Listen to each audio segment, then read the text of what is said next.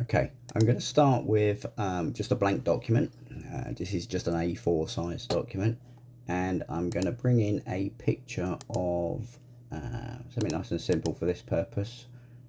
I will bring in a picture of a teddy bear. He's a bit large at the moment, so let's just reduce him down a little bit so he fits onto the page. Okay, so what we've got is we've got a teddy bear. Okay, now what we need to do is we need to create a cut line around the edge of this bear. Now if you'll notice, I've moved it off the screen, you'll see that this has got like a white background, square border to it. For this purpose it doesn't really matter, so and I'll show you why in a second. Now what you need to do is create a trace line firstly. So on my system, which is GraphText Studio, I have the option to select a trace area.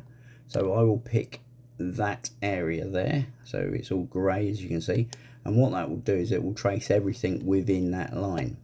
Now these little yellow marks and the yellow lines are the trace lines, but what you want to do is you want to try and fill in the bear as much as possible without going outside of the line. Now if you notice on the right hand side of my screen here, I've got like a series of sliders which allows me to tweak and adjust how much infill is there. So I figured out that on mine, adjusting the threshold, sliding it up, creates that. And what you want to aim to do is try and fill in as much of the bear in this instance as possible. And then my system again, you have the option to trace or trace outer edge. So I'm going to trace the outer edge. What that will do is if I move the bear out of the way, you will see that it's created an exact line of outline of the bear. One thing you've got to be mindful of, if you notice just here, I don't know if you can see that, just off to these, just off by his ear, the system has actually picked up an extra blemish on the original image, and it's tried to trace it as well. So we need to get rid of that. So what we'll do is we'll just select it and just delete it.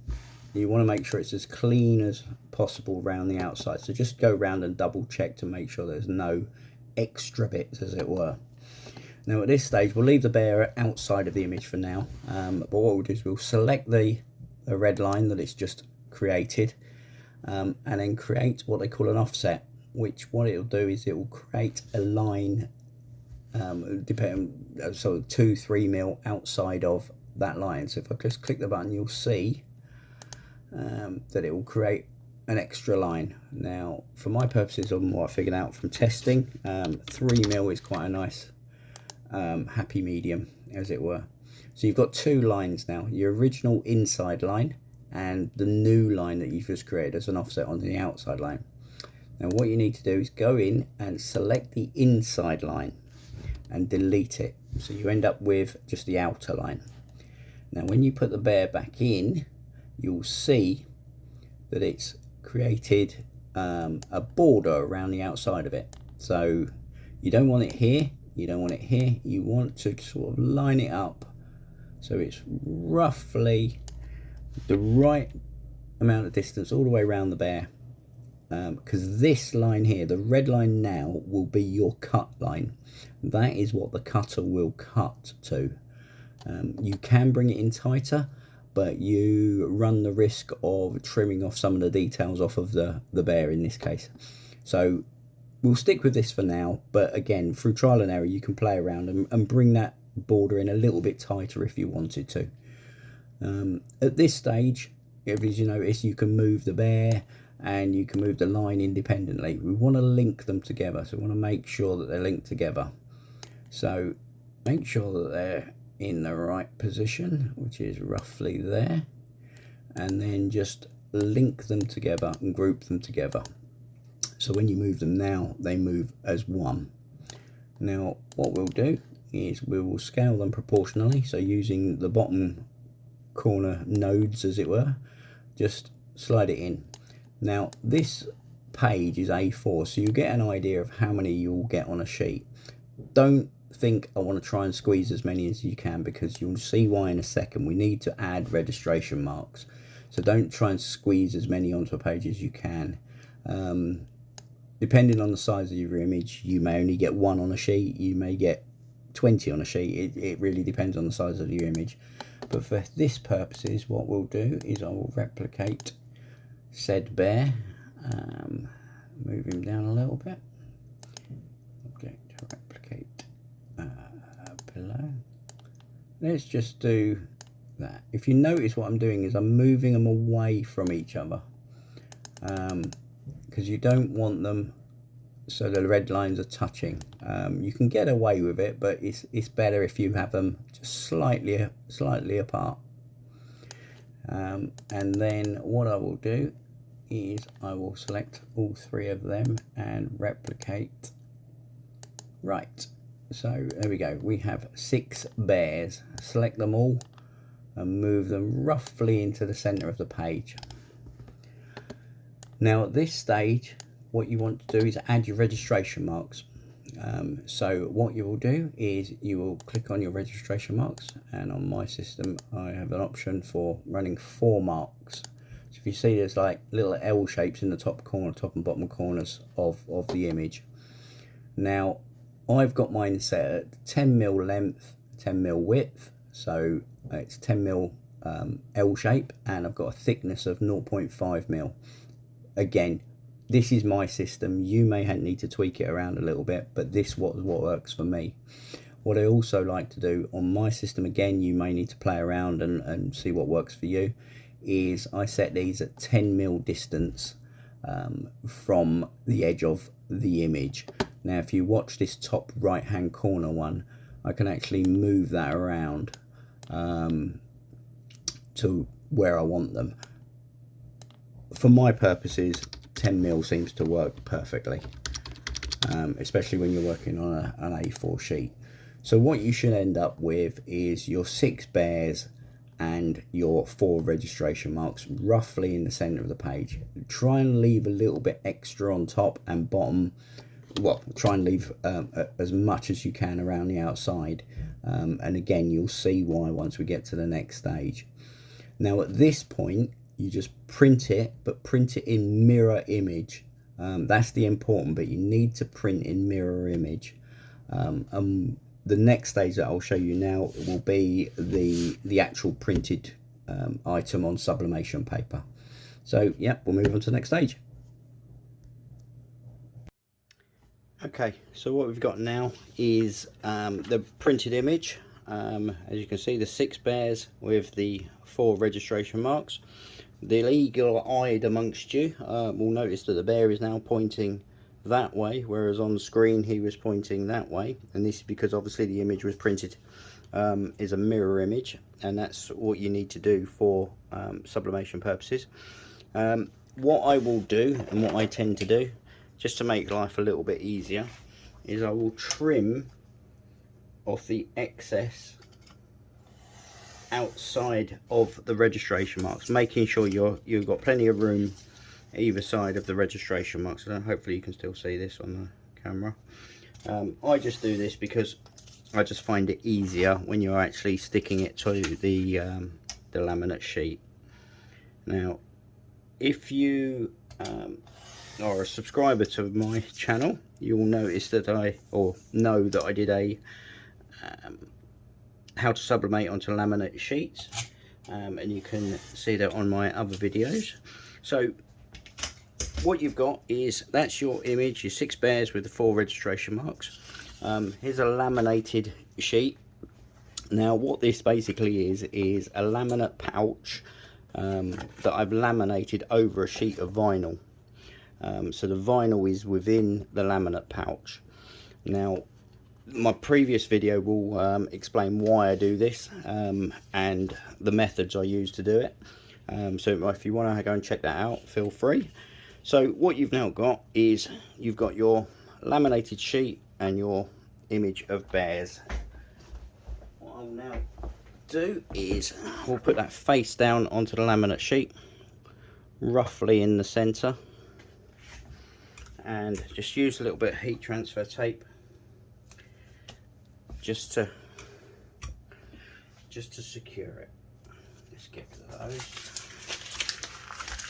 Okay, so now we go and heat press this. I tend to get a piece of like parchment paper, greaseproof paper, whatever you want to call it, and put it into there with the image on top and the laminate sheet on the bottom, and I heat press it on a quite a firm to medium pressure at 180 degrees centigrade. I think it's around about 356 degrees Fahrenheit, for around about 60 seconds.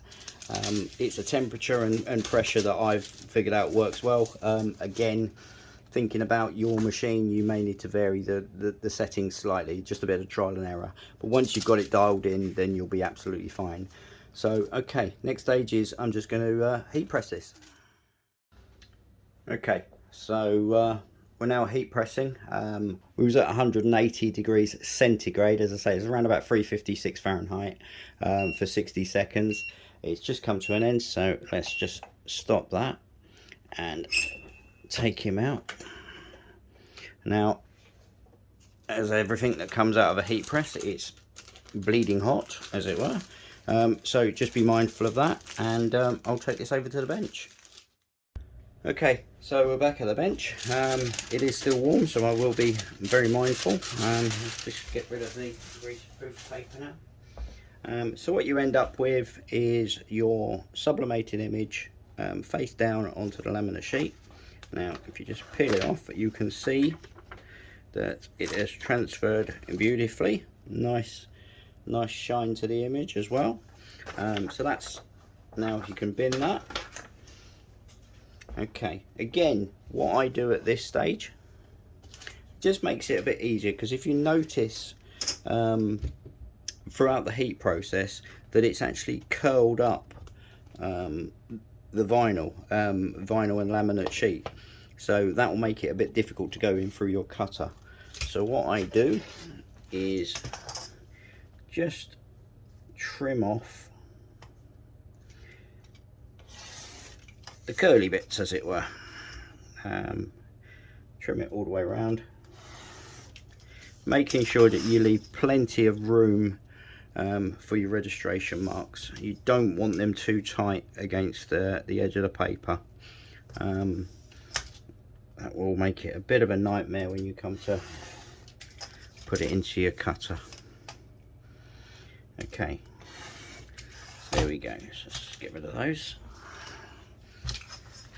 So again, what we've got is your 6 bears now pointing that way, with your 4 registration marks on a laminated sheet. So now I will feed this into the cutter.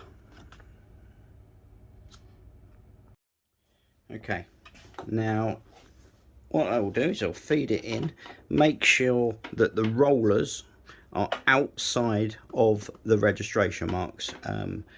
They need to be outside of the registration marks for the actual print head cutter head to be able to pick it up. So we'll just lock that in, and we'll just get to the front. Now sometimes what happens is the sensor within the print and cut head doesn't pick up the registration mark, and I'll show you what will happen. Okay, what it's going to do now is the actual print head itself is going to look for those L shapes, and it will pick up. If it doesn't pick it up like what that one's done, it actually comes up on the display as retry. Now what I find is if you press number 1 to retry, it says to move the actual cut head over the actual mark. So what I'll do is I'll just adjust my cutter and give it another go and see if that picks it up. And there we go, it's picked it up that time. So it will now move on to the next one, again, same again, and it will register all 4 marks. And then once it's happy, it will start cutting. Now, because the edge of the image was quite jagged, shall we say, it's got to do lots of cuts. The smoother you can make the edge of the cut, the better it will be.